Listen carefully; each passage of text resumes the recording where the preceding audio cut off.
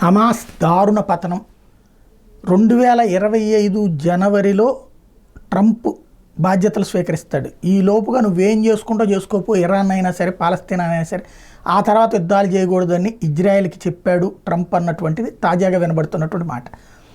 ఈ నేపథ్యంలో హమాస్ని అట్లాగే ఇరాన్ని తుత్తునీయలు చేసేటటువంటి చర్యలు చేస్తారనే హిజ్బుల్లా వాళ్ళతో అటాక్స్ అవన్నీ జరుగుతాయి.